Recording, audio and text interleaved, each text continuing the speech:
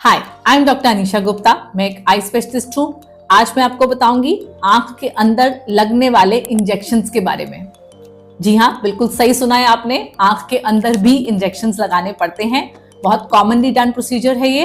Retina के बहुत सारी तकलीफें जिनका पहले इलाज नहीं होता था, अब हमारे पास जब से ये इंजेक्शंस आए हैं, we are managing them pretty well. आंखों की बहुत लोगों की रोशनी बच रही है और अच्छा रिस्पॉन्स आ रहा है।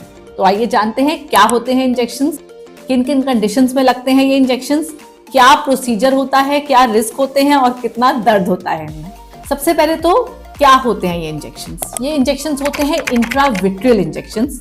ये लगते हैं जो आंख का व्हाइट वाला एरिया है, स्क्लेरा में से सीधा अंदर जाता है इंजेक्शन आंख के पीछे वाले हिस्से में, जिसको हम कहते हैं विट्रस कैविटी। आंख में आगे का ये हिस्सा होता है लेंस वाला और लेंस के पीछे होता है पर्दा, और बीच में जो बड़ी सी एक कैविटी होती है, इसमें होता है एक जेल जिसको कहते हैं विट्रस जेल या विट्रस कैविटी। इसके अंदर ये इंजेक्शन डाला जाता है और इससे होता क्या है, क्योंकि ये इंजेक्शन सीधा अंदर गया है, ये रेटिना में बहुत इफेक्टिव होता है। रेटिना में, पर्दे में अदरवाइज आई ड्रॉप्स जो हैं बहुत अच्छे से काम नहीं करती हैं। हम कुछ भी आई ड्रॉप्स डालते हैं, अंदर असर कम पड़ता है। तो यहाँ तो ब्लड के रास्ते से खाने की दवाइयाँ काम करती हैं या फिर इंजेक्शन जो सीधा आंख के अंदर लगाए जाते हैं। किन किन कंडीशंस में लगाए जाते हैं इंजेक्शंस। रेटिना की बहुत सारी तकलीफें, जैसे डायबिटिक रेटिनोपैथी, आजकल main stay of treatment he injections हो गया है, चाहे वो डायबिटिक मैकुलर एडिमा हो या आंख में खून आना हो। AMD या एज रिलेटेड मैकुलर डिजनरेशन, जिसमें देखने वाले हिस्से पे खून की नसें बनती हैं, उन नसों को सिकुड़ने के लिए यही एक इंजेक्शन है जो कामयाब है और रोशनी को बचाता है। And other conditions like ROP, छोटे बच्चों में, नन्हे बच्चों में, प्रीमेच्योर बच्चों में जब आंख में तकलीफ लगती है, उसमें भी सिवियर केसेस में हमें इंजेक्शन देना पड़ता है आंख के अंदर।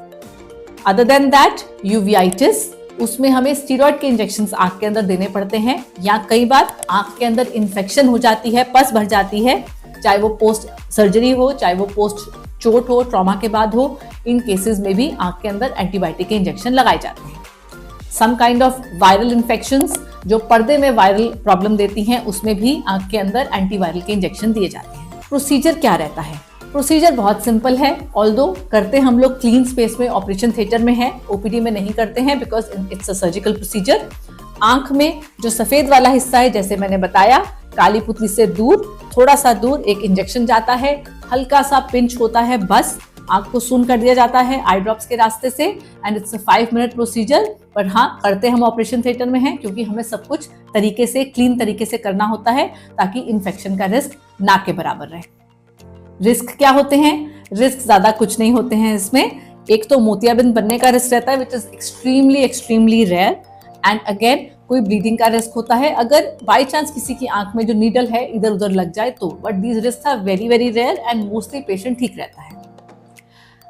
किसी को अगर रीसेंट स्ट्रोक हुआ है या रीसेंट हार्ट अटैक हुआ है, उन पेशेंट्स को एक सेगमेंट जिनको हम एंटी-VEGF इंजेक्शंस बोलते हैं वो अवॉइड करते हैं। इन द लास्ट 3 और 6 मंथ्स अगर ये एपिसोड हुआ है तो उनको एंटी-VEGF नहीं दिए जाते। सिमिलरली किसी को काला मोतियाबिंद है, प्रेशर बढ़ने का रिस्क है, तो उसको स्टीरॉयड के इंजेक्शंस नहीं दिए जाते। So these are the only contraindications of giving these injections. Injections का प्रोसीजर बहुत ज़्यादा पेनफुल नहीं होता है, कोई बहुत प्रिकॉशन नहीं लेनी होती है। 1-2 घंटे के लिए पट्टी रहती है, फिर पट्टी उतार के आई ड्रॉप शुरू कर देते हैं। पानी वानी का परहेज कुछ खास 1-2 दिन का ही रखना होता है, ऐसे कोई बहुत लंबा चौड़ा इसमें परहेज नहीं होता। It is not like a surgery because एक छोटी सी नीडल से हम आंख के अंदर जा रहे हैं और वो अपने आप बंद हो जाती है, कोई ऐसी दिक्कत की बात नहीं होती है। टाइप्स ऑफ इंजेक्शंस क्या क्या होते हैं, जैसे मैंने बताया अलग अलग ग्रुप्स होते हैं। There is something called anti group. सबसे कॉमनली जो यूज होता है वो रानीविजुमैब है दुनिया भर में।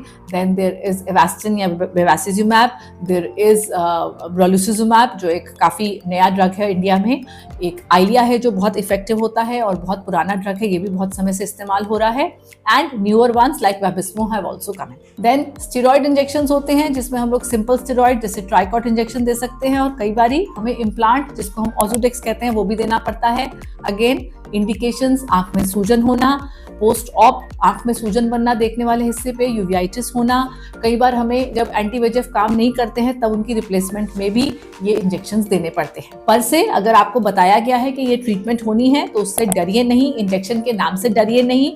It is a safe and trusted treatment, बहुत इफेक्टिव होती है और बहुत सारी तकलीफें जो पहले हम ट्रीट नहीं कर पाते थे अब इन इंजेक्शंस के साथ हम बहुत अच्छे से ट्रीट कर पा रहे हैं।